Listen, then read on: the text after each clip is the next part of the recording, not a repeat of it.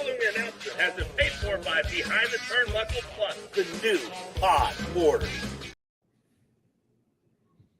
And we are live. What's good, everybody? Welcome into our very first live Q&A. But the cool thing about this is that you can watch it on demand like so many people who send in questions today will. Now, this is BTT Plus. You guys already know all about the War Room, our brand new show. That is Big Tommy C. I am the coach. And Tommy, we're like 6 months ahead of where we thought we were going to be. Like, we weren't planning on doing this till Christmas time, right? But it's Coach, the ride the ride has been incredible, Coach. The rise of BTT and our brand is just off the charts in the months that we've been doing this, and I'm so proud of it. I'm happy, and the fans know they're getting the real deal, and that's what people want to hear is the real deal, and that's what we are.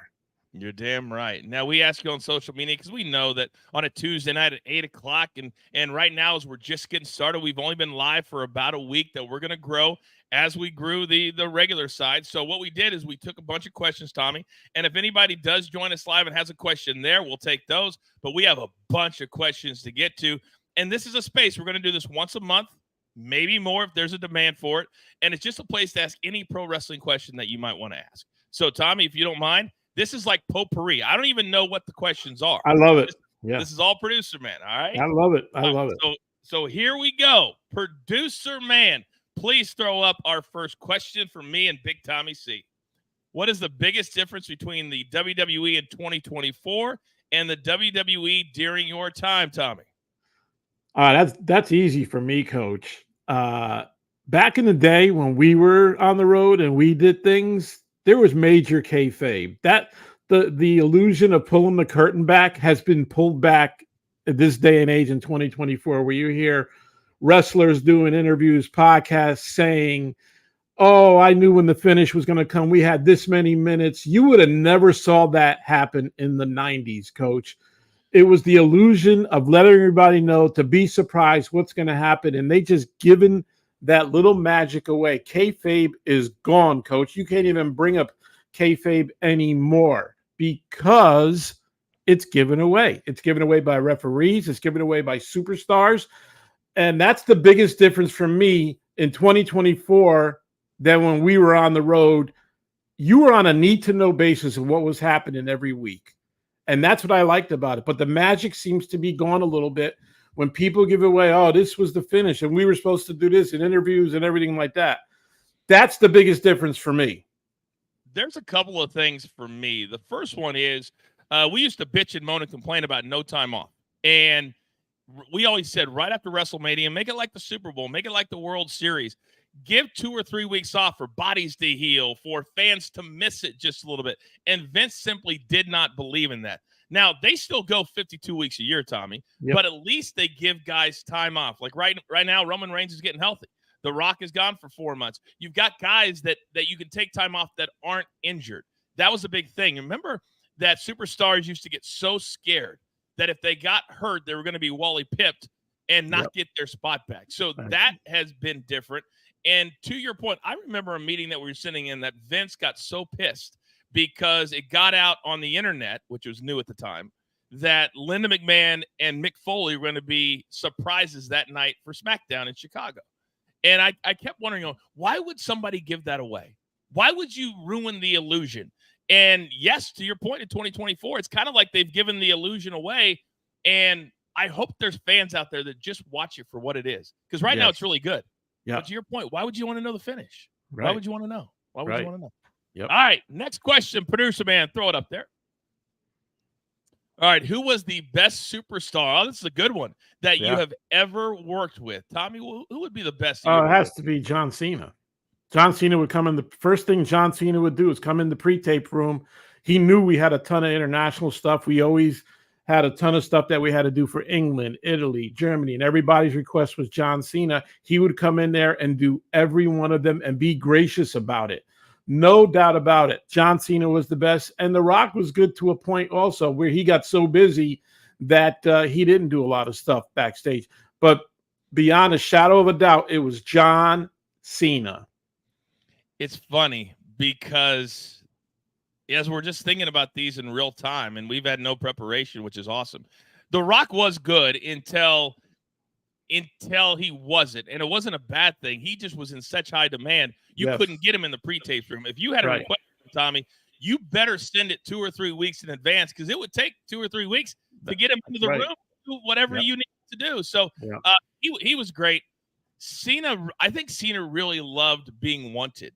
I think he loved the Make-A-Wish. I think he loved being the guy that would be sent to the Kids' Choice Awards or whatever the case might be. Now, I do think it's hurt him a little bit, because he's kind of followed in the Rock's footsteps a little bit, because he's taken everything that's come his way, every movie role, everything like that, and he hasn't had much of a personal life. But that's what he always. So for that. But you know who was a favorite for me? Maybe it's because I traveled with him. Hurricane Helms. Oh yeah. Because everybody loved him. He wasn't a super, super, super duper star. He was the first guest here on Behind the Turnbuckle. That's right. For 2 years. And man, he was funny. He was intelligent. He was nice. Hell, he was in my wedding, Tommy. And I just love the guy. I just love that. You do too. Yeah, Hurricane, great guy, man. Great guy. Love him. Honorable mention for you, maybe, on this question? Honorable mention? Wow. I would say we had a demand for Jeff Hardy back in the day also, and he was very gracious. He was. Yeah. But Cena was tops, because the first place he would go is to the pre-tape room.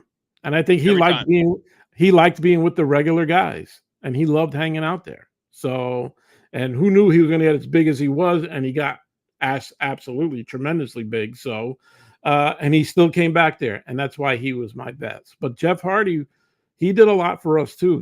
There was a big demand for Jeff. Everybody liked Jeff because he was kind of unique. He was a unique character, really. Yeah, and kids loved him too. Kids, and for those of you who don't know what the pre-tapes room is, it was a place where we did all the home video interviews, where we did all the Entertainment Tonight videos, and a lot of superstars like Hulk Hogan loved to dress in there because nobody else did, because we had all the equipment and stuff. So there was always room behind the curtain, Tom, you remember? And you'd have guys, is anybody dressing in here? They loved to have kind of their own dressing room. So that was really cool. So, all right, next question. Producer man, what do we got? All right, what was the craziest match or segment you were a part of ever? Oh, Tommy, you've had many. What, can you name just one? The craziest was would obviously be Hell in a Cell, but that's obvious. For me, it was St. Valentine's Massacre when Big Show showed up, and Vince, it was Stone Cold going against Mr. McMahon. And Mr. McMahon got on the side of the cage and came back, and he fell wrong on our table, and he hit his back in the corner of the table, and he was laid out, dude. He was laid out, and it was one of those things where Kevin said, "Is he okay?" And Vince was not okay. And Stone Cold didn't give a shit. He came over there and beat the hell out of Vince. That was crazy for me, because you see our boss coming down, and the fall was wrong, Coach, as you know. He wasn't the most coordinated guy in the world, and that bump hurt.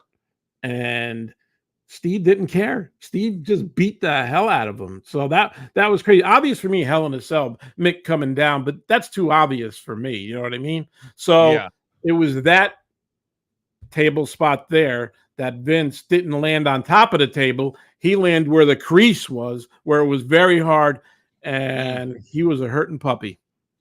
People need to understand, and say what you want about Vince. We talk about him here on the show because he was a big part of our time there. We're not commenting on anything that's happened, any reason he got, none of that. But he's a part of the story, so we made a decision to include him in the stories, because without it, you can't tell the story. So that's why we talk about Vince. I've got two, Tommy. One that I was involved with, and one that I saw. And it's funny that Stone Cold's involved in mine too. Because when I think of the craziest, when I came to WWE in 1999, I came as an announcer, and that's all I planned to ever be. I never had dreams of being in the WWE, nothing like that. Then 3 years later, Vince kept getting pissed because I was a lot bigger than some of the superstars as a backstage interview. So he asked me to get involved and be physical. But if you're going to be physical, you got to be willing to get your ass kicked. Okay. So then we had this big thing where I started following Eric Bischoff around, and they said SummerSlam 2003, Phoenix, Arizona. By the way, Tommy, who would book SummerSlam in Phoenix, for God's sake? It was 110 degrees. Idiots. But I remember hosting Sunday Night Heat. Remember we used to do it outside? Yes. So I'm out there just sweating my guts out, and I keep thinking what's coming, what I have to do. And we did it perfectly because I'd been with Bischoff for several weeks, and I was interviewing him wherever he went. So it was natural for people to see me wherever he was. So he had a match against Shane McMahon. And so I knew that I was going to attack Shane McMahon with 3 or 4 chair shots. And the first thing you do, Tommy, when you have to get physical is attack the boss's son. And what if I would hit him with the chair in the back of the head or clipped him wrong? Because there is a safety issue when you're using a chair, clearly. Yeah. So clearly Vince and the creative team trusted me. So I'm sitting there, Tommy, I've never been so nervous in my life. And I hear JR go, oh, there's Coach again. He just seems to go, whatever he said, where Bischoff is. And I remember the spot getting closer and closer and closer. And then Shane rolls out. And I remember saying just like this, I said, fuck it. And I got up, I closed the chair, and he gave his back to me just like he was supposed to do. And I let him have it. People can look it up on YouTube. It was like crack. Tommy, it felt so good. It felt so freaking good. Yeah. And then what didn't feel good was here comes Stone Cold Steve Austin. And we get attacked. They throw me back in, and I got kicked so hard in the kidneys that I couldn't breathe. Like I couldn't get my breath. And it's the first time in my life that I've ever realized what drowning feels like.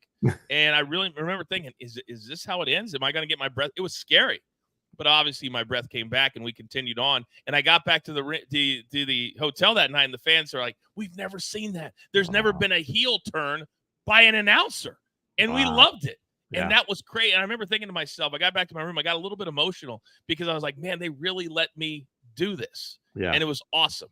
Then the other one, and Tommy, you remember this one, Madison Square Garden. And they just posted something on social media the other day. It was like Triple H reminiscing because they were just at Madison Square Garden when he tore like 8 months before that. He tore the quad completely off the bone. Think about that for a second. I was there for that. And I want to know your reaction to this. And so he kept going for another 25 minutes, which is almost impossible for a body to do. Right. Adrenaline's a crazy thing. What do you remember about that night, which then led to one of the great comebacks of all time? What do you remember about that? I remember when it happened to him, over the headset said he can't continue this match. And I guess he told the ref or whatever signal it was to let everybody know, fuck that, I'm finishing this match. And like a trooper that Triple H was, he finished the match.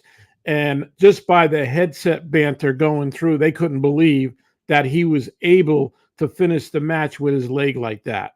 And it was just an incredible endurance for him. And I know adrenaline kicks in, but Coach, that was a nasty injury that he had that kept him out for like 8 months. But he finished the match, Coach. And he did. It was incredible. I was sitting there ringside and just the banter going over the headset, like, how is he doing this? And he wants to keep going. I guess it was a signal to the ref or to whoever it was at the time going back and forth with Gorilla that they weren't stopping that match. He said, that's crazy. Yeah, that's man. Crazy. Yep. That might be the greatest intestinal fortitude, physical act I've ever seen in my life. I mean, the entire muscle is off the bone, and he kept working. Yep. And then you fast forward, and this was kind of the start of social media per se. They had a camera down with him because back in the day, I'm sure he's retired now, Tommy, Dr. James Andrews. He had an apprentice at the time. I mean, he's got to be in his 80s now, I would think. Yeah. But for those young fans watching this right now, it was about he didn't even take appointments. It was about guys who would get hurt that needed emergency surgery, and he was always full up. NFL, Major League Baseball. And he took everybody, including WWE, and they paid cash. Paid straight cash. And they filmed his rehab. And then they used that video for 2 or 3 weeks prior to Madison Square Garden, and that got the fans hyped for how hard he was working to get back. Yep. And then you remember when he came back, Tommy, it was after 11 o'clock. He didn't say a word. The music hit. Last 5 minutes of the show, he hits all 4 rings, and the crowd went bananas. And I was out on the floor. It was emotional, right? I was there too. Yeah, it was crazy that he worked that hard. He came out, and and the crowd just went absolutely nuts when he came out. He played every corner, and kudos to him for getting back in that length of time, because that's a tough, as you know, you're an athlete, that's a tough injury to get over. No doubt. Tommy, we got our first live question. We got a bunch on social media. Shout out to Abbas. First of all, Abbas, thank you for being one of our first premium members here at BTT Plus. We're going to be doing a ton of content, and we want you to be involved. So thank you very much. Here is your question. Do you have any fond memories, great stories regarding your interactions with The Undertaker? I do. Go first, Coach. You want me to go first? Yeah. Okay. So 9/11. Everything got pushed back a week. Abus, hopefully I'm saying that name right. And so it made Super Bowl Sunday. We were in Las Vegas, and the boys had a house show in Reno, Nevada. So we were at an Embassy Suites across from the Hard Rock, and I was drinking, I'll never forget, Tommy, Coronas and Bloody Marys all afternoon. West Coast, Super Bowl started like at 3 o'clock, so I am knee deep in alcohol when they all walked in, including The Undertaker. And the one thing The Undertaker liked to do was kind of baptize you. And it wasn't hazing. It was, this is your day for us to recognize you as a full-fledged, one of the boys, a member of the WWE, whatever it was. And the way he did that, Tommy, was he would buy 20 Jack Daniel shots. Now, remember, I'm probably 8 beers deep, 5 or 6, and I'm not a big drinker anyway. So he walks in and he goes, Coach, the night is your night. And I'm sitting there going, oh, damn. Yeah. I don't want tonight to be my night. You can't say no. You can't say no. Nope. So we sat down, and he gives you like to come to Jesus. Like, here's what we expect out of you. You're going to have a long career. All those Undertaker sayings. He was the man. He ran the locker room. There's no doubt about it. And then after every 30 or 45 seconds, you'd pound a thing of Jack Daniels. So I did probably 10 shots of Jack in 5 minutes, 5 to 10 minutes.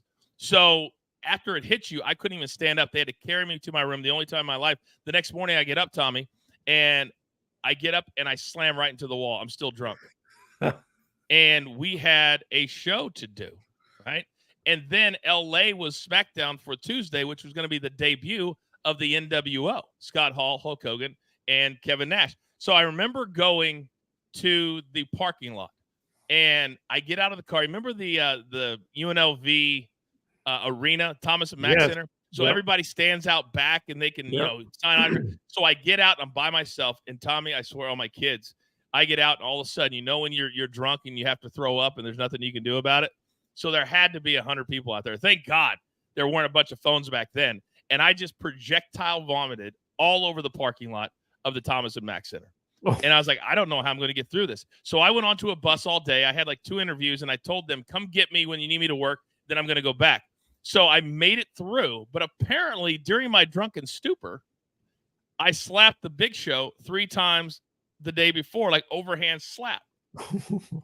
And so apparently, Big Show, you can't disrespect you. So he was looking for me all day, Tommy. He couldn't find me. And so me and Todd Grisham, drive to LA that night after the show. Remember, it finishes early. And I haven't eaten all day. I'm just still feeling like complete dog shit. And we get to the Marriott at the LAX Marriott where we all stayed. And who's in the lobby?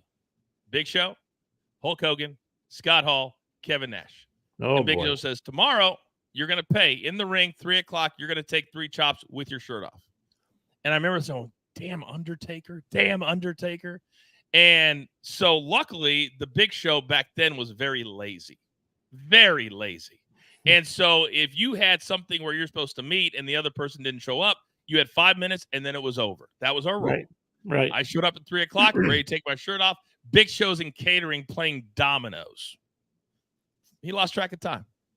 And so I looked like the band because I showed up. Big Show starts to get teased the rest of the night, Tommy. So everywhere he saw me backstage, he wanted me to take my shirt off and take the overhand slaps. You got to make it right. Don't disrespect me. I said, hey, Big Show, I showed up. You're the one that didn't. And that played on. I don't know how I didn't get my ass kicked at some point, but it all started with The Undertaker and the 10 shots on Super Bowl Sunday, 2002. Is that crazy or what? That is crazy. I tell you, he is one of the nicest guys I ever met. Later on in our career, when I didn't travel so much, and this is a quick story, me and him, remember when he only used to do WrestleMania and just to carry on his undefeated streak? So sometime during the day, we would see each other. He goes, "Hey, man, you're here?" I said, "Yeah, I'm here." He goes, "Yeah, me too. We meet the same time every year." I said, "Yeah, but you know what the difference is? You know what the difference is? You make more money than me." He goes, "Yeah, you're damn right I do." And he was laughing. He put his arm around me. He says, "Great seeing you." He goes, "You've been here a long time." But he was such a great guy that he goes, "I'll see you next year at WrestleMania." I said, "Okay, I'll see you." But the other time was Hell in a Cell when before the match, even we were going over the match with Pat, Vince, Mankind, and Taker was there, and Mick said, "Look, guys, just get the fuck out of the way." That was his exact words. "I don't care what you got to do, just get out of the way. You'd have to tell me twice about it." So Taker comes over to us afterwards. He goes, "Hey, you," and I had my blue suit on. He goes, "You wouldn't want any red stuff on that blue suit, would you?" I said, "Hell no, I don't want it." He goes, "Then you better get the fuck out of the way," he said, "because I have no idea how far I'm going to throw him." I'm like, "Yes, sir." Wow. Yeah. Wow. Great guy, though. Wow. Really great guy. Cool guy. As you know, he held up, Oh, he he's did great. he did the kangaroo court, and he was the king. He was the king of the locker room. And everybody knew it.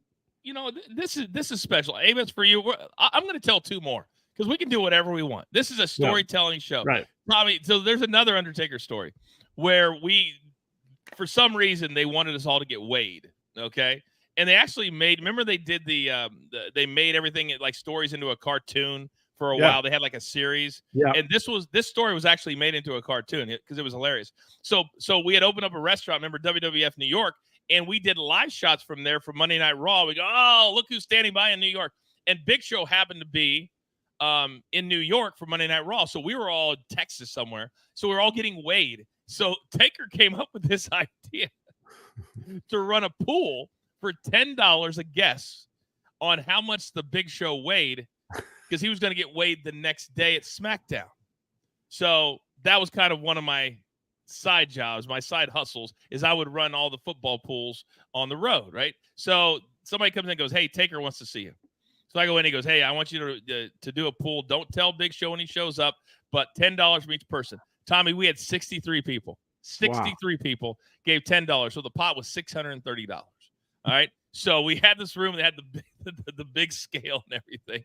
So Big Show flies down from New York the next day, and all these people are standing outside of this room waiting for him to get weighed. So he comes walking around the corner. He's like, "What the hell are all you guys doing here?" But he had no idea, and we weren't going to tell him. So he walks in. Guess how much he weighed at that time, Tommy? 450. Ooh, he wishes. 483 pounds on the nose. Whoa. Who would be the one person back in the day that you would not want to win a pool, have anything on you, and have somebody make fun of you back in the day? Who's the one guy in the locker room that you wouldn't want to win that pool, Tommy? I'm stumped, Coach. I don't know. JBL. Oh, the man who talks more shit. JBL. He won. He guessed exactly 483 pounds. And I'll never forget, Jeff Hardy guessed 1,289 pounds. Just to be funny. It was so hilarious. So I remember Big Show hits it, and we gave the money. The next week, we were in St. Louis, Missouri for a pay-per-view. And there was this bar called In Cahoots. It's like a country bar, and there's a bunch all over the country. And so JBL, he has a nice streak to him. I really like JBL. At his core. Oh, yeah, I get along. And he goes, "All right, everybody, we're going to go to In Cahoots. Drinks are on me." And on Fridays and Saturdays, they have dollar anything in Cahoots. So he puts the $630 down on the bar, tells the bartender, "Until that runs out, I'm buying everybody in this group dollar beers." Wow. We got drunk on like $11. Yeah, $11. Right. And it's all because of The Undertaker. Isn't that crazy? Oh, he's incredible, dude. And he had the respect of everybody. That's the biggest part of it. Oh, he did. I mean, people absolutely respected him to no end. And it is also crazy. My other one is, remember I said no to going to Afghanistan back when we started going over there for our Christmas show. I went. I'd already gone. And then my now ex-wife was pregnant with our daughter. And so I said no. They didn't believe me, and they got upset. And Vince got pissed. And the next week, as soon as the show was over, Earl Hebner, one of the referees, comes down and goes, "Hey, Undertaker entered the show," goes off the air, and his music's playing. He's on the ramp and he does his Undertaker thing. They go, "Hey, go hit the Undertaker in the back." Why would I do that? Yeah, why would I do that? Yeah. And I instantly knew that I was being punished for not going to Afghanistan, which, by the way, up until that point was the only time I'd ever said no, Tommy. I did everything. You knew me. Yeah, of course. I never said no. Nope. And it never. really pissed me off. But I turn around and Undertaker looks at me and he literally says this as the music's playing. I hit him and I stand there and do my thing. He turns around and goes, "Man, I'm sorry, coach. I don't want to do this." Grabs me, throws me into the ring, beats me up, tombstone pile driver. Now, keep in mind, this is after we go off the air. And then as soon as he beats me up, Batista music hits. Here comes Batista. He gives me all of his finishes too. And I remember thinking, this is for my loyalty. This is what I get. This is what I get. But he was so nice. He was so nice. And the safest guy in the ring too. He was. There was nothing people wouldn't take from him. That's right. Yeah. So, Avis, hopefully all those stories are good for you. And again, thank you for tuning in live. Yep. And for all of you watching on demand, you can send in questions on social media next time. We plan on doing these maybe once a month. If there's something big happening, we'll do it more than once a month. But the reason we're doing it, we want you to get this information and the stories from guys who did it over 45 years in the business right here on Behind the Turnbuckle. All right, producer man, next question. By the way, this is a lot of fun, Tommy. This is a lot of fun. All right, Tommy, this one's for you. What was the toughest part of being a stage manager? Good question. All right, the toughest part for me is getting talent ready for rehearsal. Sometimes JR would rib you and not show up on time or anything like that because there was always rehearsals during the day. And, of course, Kevin's in your ear. Where is everybody? And I have to go find them. I'm the only guy there. Getting them there, getting them set, going over whatever they had to go over. But the biggest part for me is making sure they always had audio during a Raw, SmackDown, or pay-per-view. Because once the audio goes out, you're in deep shit, especially a pay-per-view. People can get their money back. It doesn't look good on you. You always got to make sure there's an A2 in the hole in the corral area with you. You got to make sure there's extra audio boxes there at all the time where JR could just take it out or I can do it and put it in and not miss a beat or say, "Hey, Jerry, take over. We're going to fix JR's box until he's able to come on." Jerry would take over the commentary. So you had to stay on top of that. Not only for the English guys, for the Spanish guys, you had to treat them equal too. So the biggest part for me was that, making sure they had audio. If they didn't, your ass would be called to the truck. A lot of times I would cue the boys in the front to let them know when we're back at a commercial, look at me, point to them, or tell them to wrap it up if they're going too long with a promo in the ring. That was easy stuff. And with the crowd, we had security and back in the day with all the signs. But the most crucial part of my job was the audio. What would it sound like in your ear, Tommy? Because Kevin Dunn was Vince's right hand. Kevin Dunn, maybe the most talented producer walking God's green earth, but also could be a complete asshole, big time. What did it sound like in your ear when something would go wrong and it wasn't fixed in the amount of time they wanted it to be fixed in? Jesus Christ. If I had a gun in this state, I'd fucking kill you. Or I can get somebody more. And here's the other one. You got one job to do. And you can't even do it. I'll get somebody else in there tomorrow. Boy, he just used to zing you and stick you like that big time. You know it. I mean, of course. That was the greatest line ever, though. If I had a gun in this state, I'd kill you. I would kill you. Didn't you have to get rid of signs? I know Steve Rubin did a lot of it too, but didn't you have to get rid of a lot of signs too? Well, back in the day, we were going against WCW, who had an NWO, or WCW is the best, and I had to keep my eye on that stuff. Clearly, Kevin would watch it too, because obviously he's in the control truck. He's got all these cameras. He could see. I could only see the first two rows. If something was back 3 or 4 rows, I'd have to get off the headset, run, jump over the barricade, grab that sign, and boom, get back before the commercial break. I wouldn't do it during the live show in case something happened and I'm not there. You know, who's going to do anything? Because Kevin can't talk to anybody else. You know what I mean? I was liaison for Kevin, letting the boy, even Kevin would give me stuff to write down. Tonight attendance, tell JR to talk about this, blah, blah, blah. Because if JR's not listening to him, then it comes to me. So I was used good to at tell people writing notes. when I worked at ESPN, because some people don't like it to when you're talking in the ear as you're talking. And I said, I worked for Vince and Kevin Dunn for 10 years. This is like working for Mr. Rogers if you're in my ear, because that was I got so good at Vince screaming at me that I could repeat what he said within a second of him saying it to me. And if you didn't say it within a second or two, he was screaming at, well, JR's talking or King's talking. And I'll never, as far as Kevin Dunn, do you remember the night that I was interviewing The Rock? And The Rock was kind of the only one that was allowed to do live interviews on SmackDown, which was a tape show back then. Right. Because he had all that interaction with the crowd. And I'll never forget, I'm holding the microphone, and he was supposed to yank it out of my hand and kind of push me out of the way. So I'm holding, I guess, too much to the bottom of it. And he goes to grab it, and he grabs the top of it and yanks it. So I still have the cord, and he's got the top of the microphone. And those two things are not connected together. And I'll never forget. And this is when I knew Rock owned every space that he was in.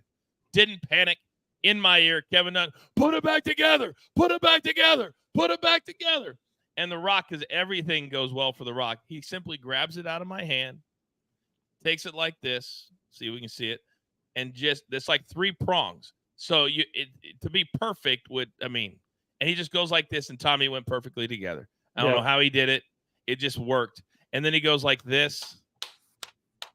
Now, as The Rock was saying, he keeps going on with his thing because he knew it was a taped show. So by the time it aired on Thursday, you didn't even know it happened. Nope. It just went from him grabbing to him talking, and that was the brilliance of him. It was awesome. Yep. But I got screamed at. Here's another great one. It was the Slammies, right? It's Vince and King, right? They're the host, and Todd Pettengill was, the lead guy there. We get to the end of the show. I'm the floor manager with Vince and Jerry. So they changed the finish, and I didn't know what the finish of the show. Pettengill threw to something, and then they were coming back to Vince and Jerry. Well, originally they were throw to this, and it was going to be over. So Todd Pettengill throws to this, and I release Vince and Jerry. All right, guys, you're done. All right, they're gone. Okay. Kevin says, we got a minute till we come back to Vince and Jerry. And I'm like, what? He goes, yeah, we got a minute. We're coming back to do, Vince and Jerry are going to do the on camera. I said, Kevin, I released them. He fucking went ballistic. He goes, you know what you're going to do, Carlucci? You're going to go back to Vince's office, and you're going to tell him that you fucked this up and that you have to come back because you fucked it up, not me. Oh, no. And they happen to still be in their tux. Lucky. Still be. I said, excuse me, Vince. Big screw up on my part. I'm so sorry, but we got to come out there and do your clothes and everything like that. He goes, fine, let's go. But after the show, I had to go to the truck, and he said, who the fuck do you think you are? Oh. Did you see the rundown? Did you look at the rundown? Oh, so you're producing the show now. You want me to get up? Because he makes it hurt, right? Does he not make it hurt when you fuck up? He makes it hurt, and then it keeps going. And the language you're using is mild compared to what he was like. But man, if you got called to the truck, it was like walking the plank. Yeah. Because you're like, man, I really don't want to go out there. I really do not want to go out there. But I will. But when he said that, we're coming back to Vince and Jerry in a minute and a half, and I'm like, Kevin, I released them, and he. Oh, your heart had to be pounding. Oh, dude, yeah, wow. Bad. And if Vince could have compounded it by being really pissed off, I would have been done. I would have fainted. I think. Yeah, I think so. Can I tell you, Tommy, how much fun this is? I really, and Abus and whoever else is watching live or when you watch this on demand, we almost didn't even start the show. Like, not tonight. I'm just talking in general. I'm so glad that we did because I am having a ball. Producer man, next question, please. Another question we got on social media looks a little something like this. What was it like backstage during the Monday Night Wars? Very good question. Tommy, you want to start? Because you were there a little bit. I came right in the middle of them. You were there when they started. It was intense, Coach. Even in our production meetings, they knew back in the day when Nitro went on like a minute minute early or 2 minutes early. We all knew about it. Kevin had the show on in the truck, knowing when they went to commercial, we didn't go to commercial. We were supposed to go to commercial. He kept it on because I knew people would flick back and forth. So it was intense. And before every show, Kevin say, let's have a great show tonight, guys. Let's really have a great show tonight. So it was very intense on what they were doing and what we were doing. And, Vince would flip it on a dime. He would go to something completely different. If Nitro went to a commercial and they come back for a while, he would throw Steve out there or whatever, just to get the audience. It was intense, Coach. When I tell you intense, because you feel like your job is on the line. These guys were kicking our ass for a long time until it swerved over. 83 weeks. 83 weeks. 83 weeks, and that was ugly, Coach. But you could feel the tension. You could feel it all the time when it was a Monday night and we were live and they were live, and they had the liberty of airing early because Turner owned TNT and he owned Turner Broadcasting, so they could do. We had USA. They weren't going to let us on 2 minutes early. They were always airing something rerun or whatever. Yeah. We were stuck to 8 o'clock. We did run over, but not as much as Nitro could have ran over. They could have ran over a half hour and nobody would have gave a shit. It was intense, Coach. And everybody felt, from Kevin on down and up, it was a feeling. Vince wanted action right away. Sometimes there'd be no open. It'd go signature right into the match, right into the show. So we know what's going on. Instead of setting this big thing up, having open, cold open, a lot of times Vince would kill the cold open because he saw what Nitro was doing. We got to get right into it. Just like that. So, it's crazy. Shout out to Avis. Thank you very much. Tell all your friends. We want everybody here. Every time we want this audience to be bigger and bigger. So thank you, Avis. I'm going to call you Avis, and I'm going to assume that's correct. Tommy, what's weird is your perspective and my perspective. Because in 1997, I was fresh out of college. I was in local TV in Wichita, Kansas. I got fast-tracked. I was only in Wichita for less than a year and Kansas City for 8 months before. So during those less than 2 years, I remember Nitro came to Wichita. And Hogan was such a star. And I remember asking, I was the weekend anchor. I remember asking our main guy, hey, man, can you work Monday night? And he's like, no, I'm not going to work Monday night. That's your time. Like, no, I want to go out to the Kansas Coliseum and watch Monday night. And I remember we followed these guys around all over town. We wanted to get pictures of them. They were such big stars in 1997. And I think people don't remember, Tommy, that's really basically when The Rock started. Was 1997. So he wasn't a star yet. So Steve was carrying things. Sean was kind of hurt. Triple H and them. So it wasn't like the star power that we had in 98 and then 99 when I started. But then you know what I remember, Tommy, is the night that basically it was the knockout. And we knew we were taking over WCW. Vince had already agreed to buy him. We knew that Shane McMahon was down there. And we had no idea what was going to happen. And I think I didn't even realize how good of friends the boys were because I was like, oh, my God, is there going to be a real fight? Is this guy going to – most of the guys were friends. They were just in different companies, right? Yeah. And so those 2 years, your perspective inside, my perspective outside, and then coming in during that time. But when I started, man, had you guys turned it around because The Rock was a rock star. Yes, he was. August 24th, 1999. That was my first day. And that's Vince's birthday, by the way. Yep. And it was in Kansas City. And I'll never forget it. When The Rock walked in the door, I felt like I'd seen Jesus Christ. I was like, holy cow. Yeah. And from then on, it just went like this. Well, you remember when they did the deal when Vince brought WCW and Shane went down there and Vince sent Bruce down there and a bunch of other producers down there. Vince had security, and Bruce told me the story. Vince had security so tight, they didn't know what kind of reaction they were going to get when they saw Bruce and everybody. These guys were loaded, dude. They were locked and loaded. They were locked and loaded because they didn't know what kind of reaction they were going to get from Bruce telling these guys, hey, we've taken over now, blah, this is the way the show's going to go tonight, blah, blah, blah. Shane and all them. Vince wanted Shane protected to the nth degree. And I remember Bruce always telling me that story. It was a little shaky getting in there that night because they didn't know, even though he knew Flair, he knew all of them, but you don't know how people are going to react when you tell them, hey, you're going to be out. So, or you're going to stay, or you're going to go, whatever the situation may be.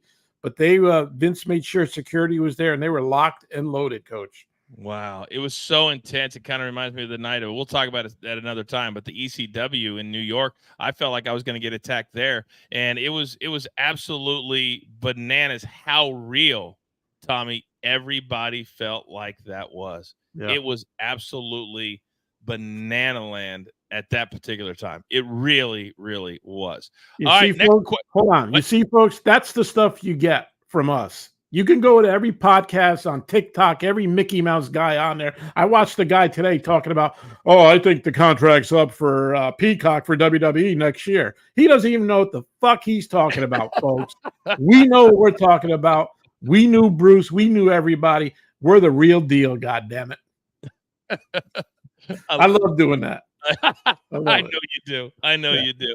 Yeah. All right. It is about 8:42. We're going to do this every time. It's going to be about 45 minutes to an hour. So we'll take a few more. We're going to try to be here the first Tuesday of every month, and we'll see how it goes. We're also going to do watch-alongs on certain shows from back in the day that you guys can watch with us. We'll comment on those. We've got the War Room, which is already established. That's every week right here on BTT Plus. So there's going to be a ton of content for all of you. Producer man, give me another question. All right, what do you think the new Netflix deal will do for the pro wrestling world? Tommy, you are the perfect person to ask this because you ran the international TV department for a very, very long time, and this is going to throw off everything. What do you think it's going to do? It's gonna hurt the international television department at WWE come January because let me tell you a quick story. Yeah. The way we used to get affiliates in other countries, we start out small before we sell them Raw or SmackDown. We had two ancillary shows, magazine shows. Bottom Line, which was the Best of Raw, hosted by whoever it was that at the time it was Scott Stanford when I was there. Bottom Line, which is a Raw show, Afterburn, which was a SmackDown show, magazine shows telling you about. So you get it into that country, and then, oh, now I want to buy Raw. So they buy Raw and they buy SmackDown. Well, come January, 80% of the world is going to have Netflix, and those contracts are not going to be there anymore, Coach. Those shows will not be produced anymore. They will not. There's no need to do Raw or SmackDown anymore. I know SmackDown's going to be on USA, but they're going to lose. Raw is absolutely the bigger show internationally. It always was and it always will be. So there's going to be some hit with some guys working there. I got to get that feeling because now you just tune it in. And so what language do you want? You probably want just Spanish. Right now, I know for a fact, live on Monday nights, they do Brazilian Portuguese, Spanish, and Mandarin. Once it goes on Netflix, Netflix has to choose what language they want. Most likely, they're going to choose Spanish. That's my own opinion. I don't think they're going to go with Brazilian Portuguese because we had a contract there and we still do. And I don't think they're going to go with Mandarin. Contract there, still do. But when it happens in January, those are gone, Coach. It sucks, man. It sucks. I hate that. You've been through it. I went through it my last time. And now that TKO, the company that owned UFC, bought WWE, it made Vince rich beyond any imagination. And everybody else that participates in the bonus pool made a ton of money. But what it did, Tommy, also is you've got a person at UFC and a person at WWE doing essentially the same job. So you're starting to see it was supposed to be like 1-1, like get rid of one WWE person, and it hasn't turned out that way. It feels like the UFC is keeping a lot of their people and WWE is losing their people. And if that's the case, they're going to lose dozens, if not hundreds, based off of what you just said, that work in the international television department. And that sucks. That really sucks. There's not many offices open anymore. There used to be the UK office, Germany office, Italy. We had meetings with them every week. No more offices, Coach. They're all closed, man. And then when you do a deal like this, a streamlined deal like this with Netflix, one probably the biggest streamliner, right? And you're in 80% of the world, why would you need to be on an affiliate, right? You're right. You're making it's smart business for Netflix. You know, DAZN did the same thing. Yep, and you're making $500 million a year just on Raw. So, man, I remember when we were there, they did a deal. It was $125 million, I think. And I remember we celebrated that like they had hit the lottery, and then it went up to $200 million, and now it's going to be $500 million a year for 10 years. $5 billion. Yeah. I think that would be a great place for Behind the Turnbuckle is Netflix. Oh, absolutely. Don't Yeah. you think so? I think it'd be perfect for Netflix. Yeah. Watch it all the time, live Yep. programming, do whatever you want. Yep. Maybe I'll meet with them. You just never know. Yeah. All right. It is 46 past the hour. So we're going to take one more question. But Avis, thanks for joining us live. I know there's a couple other people watching live. There's going to be a lot of people watching on demand. Everybody who's sending those questions, thank you very much. Whenever you see this, we're just getting started. So producer man, pick the last question of the night. All right. Outside of in-ring performer, what job? Oh, very good question. What job is the toughest in the WWE, Tommy? I would think the creative writing team, Coach. I think that they have the most. They have the most heat or non-heat if they come up with a great friggin' idea. Like, oh, let's come up with Steve Austin going against his boss and kicking his ass. Vince Russo thought of that, and how long did that last? The whole storyline now with Bloodline. I think the ones who got their finger on the pulse of what's going on in America and how to do things, I think it's got to be creative writing, man. You got a lot of pressure on you guys, and when something doesn't work out, here's one thing about wrestling fans: they'll tell you right away whether they like it or not. So, oh yeah, and there's a lot of tough jobs. Like, there's a lot of tough jobs. TV production is not easy. We have a lot of great people still there that I know. They work very hard cutting packages and stuff like that. Running a TV production department is not easy. You also have your merchandise. You got to design a shirt for this guy, that guy, if it doesn't work out. But to me, the most I have most to lose is creative writing. For those people who want to know how it worked very quickly, they would bring the writers in on a 3-month tryout basis. So no guarantee. Work them to death. Saturdays, 8-hour meetings on the phone with Vince. Scrap the entire show. Show up on Monday and go, why do we just work the last year? And the turnover on the writing team was just ridiculous because I would never want to be on that team. Tommy, I have a different answer. Remember all the crap that the live camera guys at ringside would get? Because a lot of people feel like, oh, it's just wrestling. It's just, if they really watch the production, it's as good as it gets. And all of our guys work for ABC, CBS, all the big stuff, Super Bowls, and their job was so important, and they had to shoot for 4 hours that they didn't have to do anything during the day. They could go sit on the bus, and then they would come out and shoot live. But if they didn't have the right facial, if they weren't in the right spot, they had to go over exactly where the guys were going to be and make sure that for the storytelling, they were where they were supposed to be. Because, Tommy, if they weren't and they missed that shot and they didn't get it, oh, hell to pay. Yep. And I just think being a camera guy is hard anyway, especially when you're trying to get out of the way, especially at ringside of a WWE event. So I thought they had the hardest job and the most pressure, and they had the biggest egos. They were arrogant. Marty, arrogant. Cocky, Tom Stewart. Tom Stewart. Oh, love Stewie. Tom. Tom still does the ramp, dude. He goes up and down that thing, and he does a steady cam too. So that steady cam is not easy to work, man. You got the weights on you, and you're like this. But he's an excellent camera. And just think, you're doing one eye, Coach. Think of that. You got your eye in the lens, and you can't look you can't. I don't care. You got to close that other eye, man. You know, even though they knew what they kind of knew what was happening from the director and the finishing meetings they would have and stuff like that. But you get in the way, or you're in the wrong position. Like if they would have missed the "I love you" with Shawn Michaels saying it to Ric Flair. Oh, I love you. I'm sorry. Oh my gosh, it's iconic. It's absolutely iconic. Or all the blood sometimes. Oh, it was just.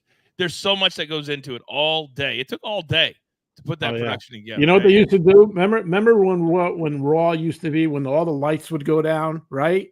Yep. And you hear that. Well, fans used to throw shit in the fucking ring, and the boys would go down. Like every time that happened, I'd put all the announcers with me. We would put our head down and cover ourselves. I got hit with a lime. I got hit with a soda can. I got hit with batteries.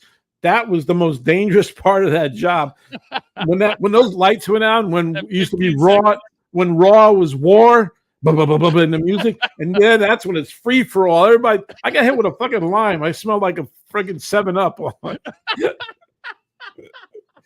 I'm telling you, Oh man. my God. Oh my God. I got remember stories. sitting out there. We have stories for days, folks, and 4 days. 4 4 days. days. I'll tell you the time that Jim Ross spit on my shoe. That was great. He just hawked right on my tell that fucking. in the next show. All right, that's going to do it for tonight. A reminder, tons of content thank you for coming over to Patreon. We'll be able to interact with you. We're going to be doing a lot of different things. So whatever we give you, come on, be a part of it because it's the best value in all of pro wrestling, and we're just getting started. Don't forget, BTT drops every Friday. War Room drops every Thursday or Friday, but follow us on social media, and we'll tell you exactly when they do. Tommy, great first show. I loved it. Real deal, Coach. Real deal, baby. We're going to put that on your shirt. We're the real deal. Yeah. For Tommy C, I'm the coach, producer man, always behind the scenes. Thanks for hanging out with us on our very first live Q&A. We'll be here the first Tuesday of next month, and then we'll see how it goes. But for now, have a great evening, and thanks for hanging out with us on Behind the Turnbuckle Plus. Take care. It has been paid for by Behind the Turnbuckle Plus. New pod order.